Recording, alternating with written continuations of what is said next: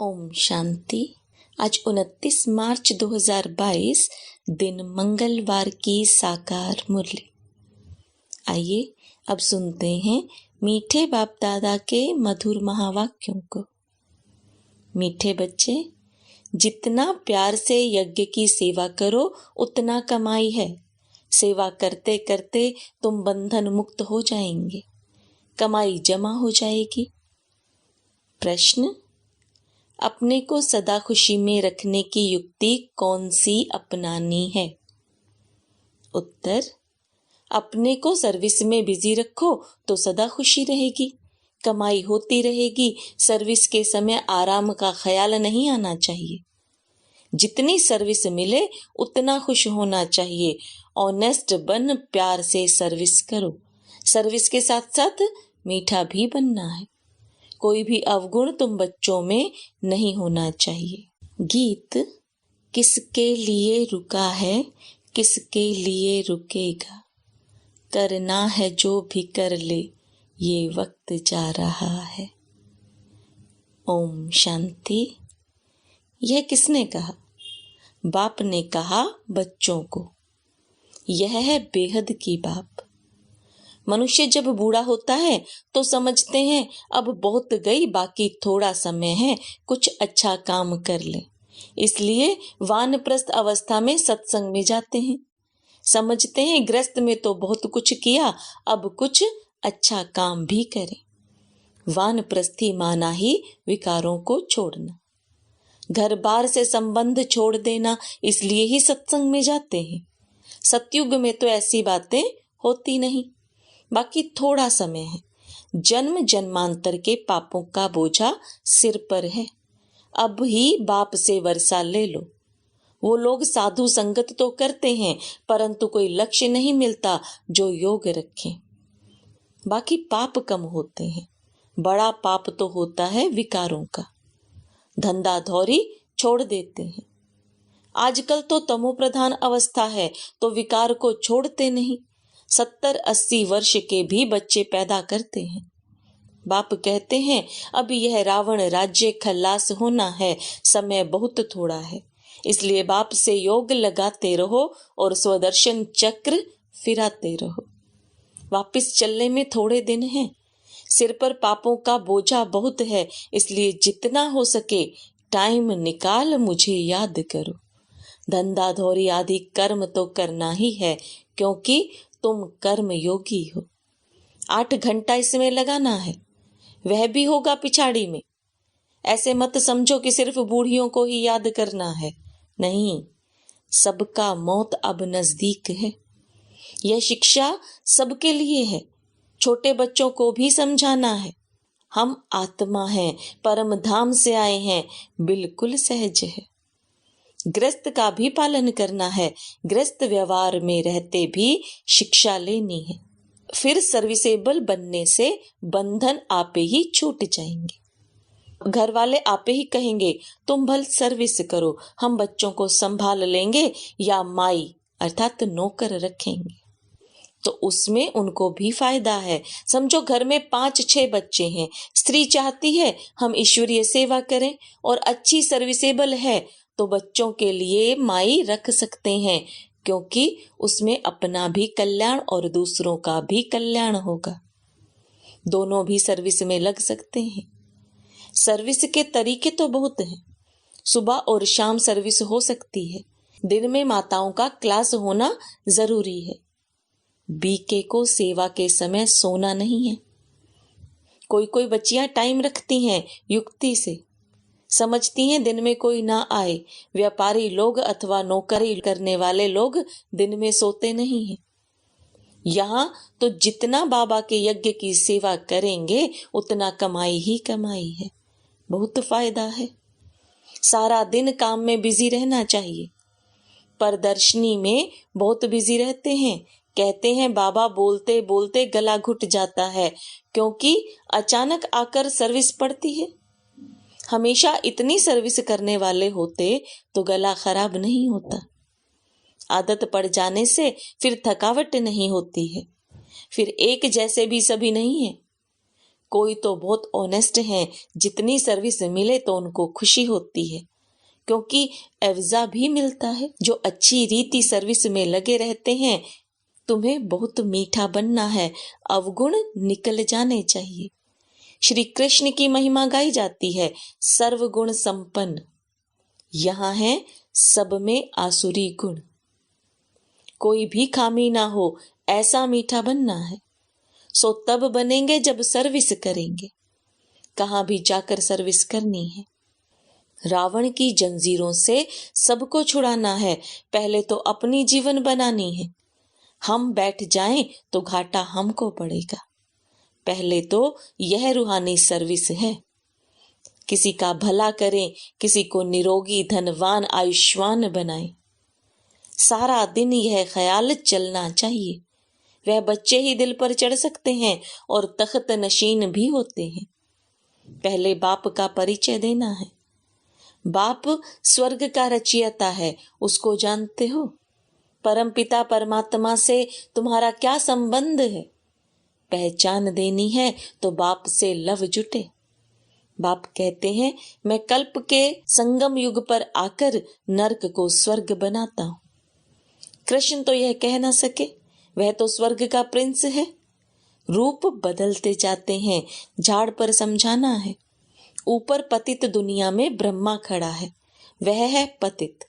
नीचे फिर तपस्या कर रहे हैं, ब्रह्मा की वंशावली भी है। परम पिता परमात्मा ही आकर पतित से पावन बनाते हैं। पतित सो फिर पावन बनते हैं। कृष्ण को भी श्याम सुंदर कहते हैं, परंतु अर्थ नहीं समझते। तुम समझा सकते हो, यह पतित है, असल नाम ब्रह्मा नहीं है। जैसे तुम सबके नाम बदली हुए हैं, वैसे बाबा ने इनको भी अडॉप्ट किया है। नहीं तो शिव बाबा ने ब्रह्मा को कहां से लाया? स्त्री तो है नहीं, जरूर अडॉप्ट किया। बाप कहते हैं, मुझे इनमें ही प्रवेश करना है। प्रजापिता ऊपर तो हो ना सके, यहां चाहिए। पहले तो यह निश्चय चाहिए, मैं साधारण तन में आता हूं। गौशाला नाम होने कारण बैल और गायें भी दिखाते हैं। अब गौ को ज्ञान दिया है, वह गौ चराई है, यह नहीं लिखा है। चित्रों में श्री कृष्ण को ग्वाला बना दिया है। ऐसी ऐसी बातें और धर्मों में नहीं है जितनी इस धर्म में है। यह सब भक्ति मार्ग की नूंद है। अब तुम बच्चे जानते हो, पुरानी दुनिया का विनाश, नई दुनिया की स्थापना हो रही है। बाबा समझाते हैं, इस सृष्टि चक्र को जानने से ही तुम भविष्य प्रिंस प्रिंसेस बनेंगे, अमर लोक में ऊंच पद पाएंगे। तुम जो कुछ पढ़ते हो भविष्य नई दुनिया के लिए। तुम यह पुराना शरीर छोड़ रॉयल धनवान घर में जन्म लेंगे। पहले बच्चा होंगे, फिर बड़े होंगे तो फर्स्ट क्लास महल बनाएंगे। तत्त्वम शिव बाबा कहते हैं, जैसे यह मम्मा बाबा अच्छी तरह पढ़ते हैं, तुम भी पढ़ो तो ऊंच पद पाएंगे। रात को जागो, विचार सागर मंथन करो तो खुशी में आ जाएंगे।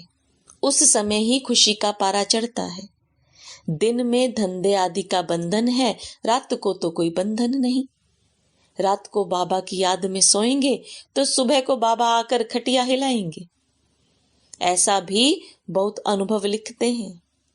हिम्मते बच्चे, मददे बाप तो है ही।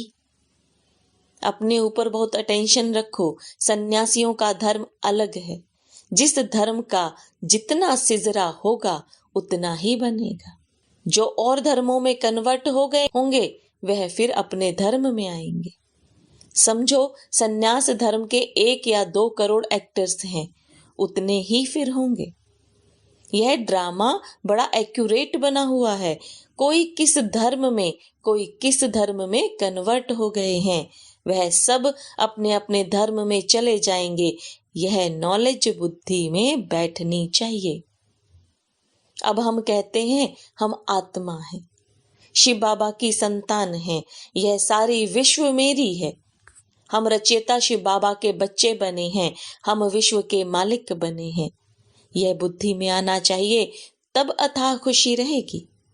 दूसरों को भी खुशी देनी है, रास्ता बताना है, रहमदिल बनना है। जिस गांव में रहते हो वहां भी सर्विस करनी चाहिए। सबको निमंत्रण देना है, बाप की पहचान देनी है। अगर ज्यादा समझने चाहते हो तो बोलो, यह सृष्टि चक्र कैसे फिरता है, यह भी तुमको समझाते हैं। सर्विस तो बहुत है, परंतु अच्छे अच्छे बच्चों पर भी कभी कभी ग्रहचारी आ जाती है। समझाने का शौक नहीं रहता, नहीं तो बाबा को लिखना चाहिए, बाबा सर्विस की, उसकी रिजल्ट यह निकली, ऐसे ऐसे समझाया, तो बाबा भी खुश हो जाएंगे। समझे तो इनको सर्विस का शौक है। कभी मंदिर में, कभी शमशान में, कभी चर्च में घुस जाना चाहिए। पूछना चाहिए गॉड फादर से तुम्हारा क्या संबंध है।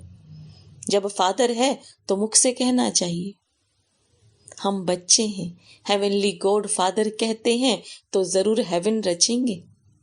कितना सहज है। आगे चलकर बहुत आफतें आने वाली हैं।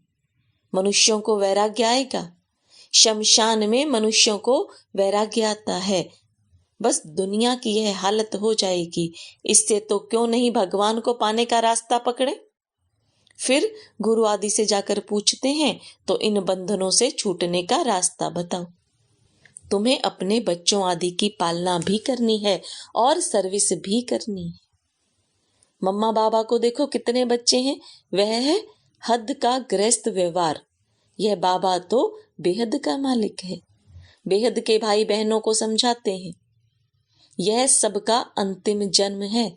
बाप हीरे जैसा बनाने आए हैं, फिर तुम कौड़ियों के पिछाड़ी क्यों पड़ते हो। सुबह और शाम हीरे जैसा बनने की सर्विस करो, दिन में कौड़ियों का धंधा करो। जो सर्विस पर हिर जाएंगे उनको घड़ी घड़ी बाबा बुद्धि में याद आता रहेगा, प्रैक्टिस पड़ जाएगी।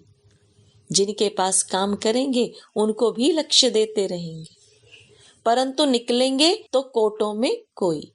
आज नहीं तो कल याद करेंगे, तो फलाने दोस्त ने हमको यह बात कही थी।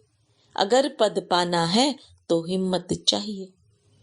भारत का सहज योग और ज्ञान तो मशहूर है, परंतु क्या था कैसा था वह नहीं जानते। यह त्योहार आदि सब संगम युग के हैं।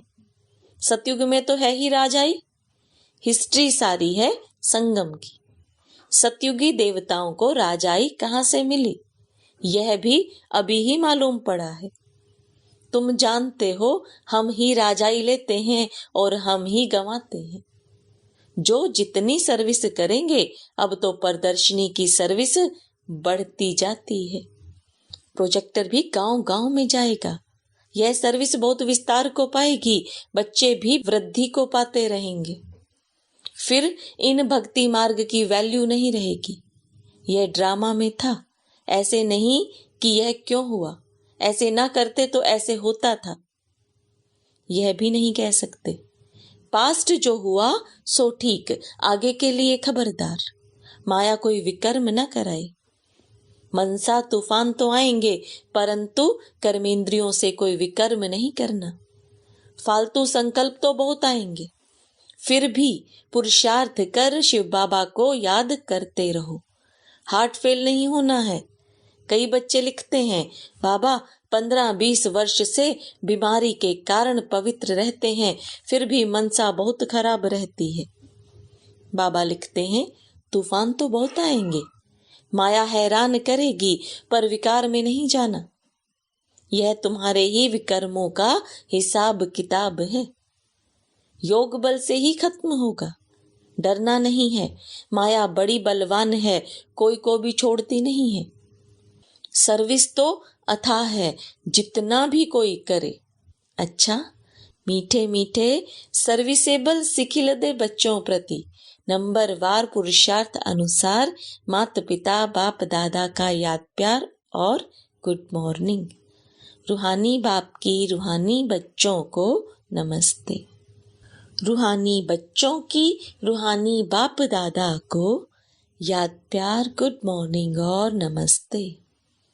धारणा के लिए मुख्य सार, दिन में शरीर निर्वाह, अर्थ, कर्म और सुबह शाम जीवन को हीरे जैसा बनाने की रूहानी सेवा जरूर करनी है। सबको रावण की जंजीरों से छुड़ाना है।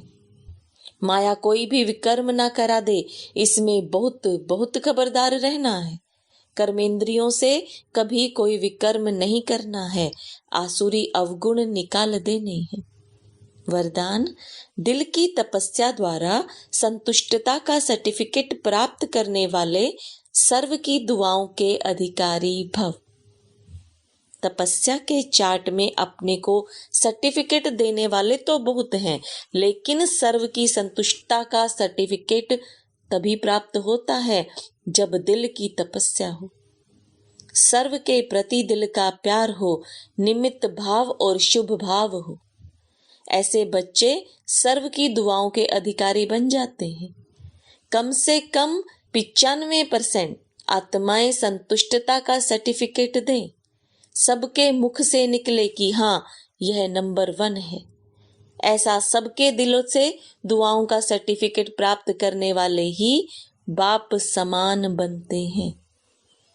स्लोगन: समय को अमूल्य समझकर सफल करो तो समय पर धोखा नहीं खाएंगे। ओम शांति।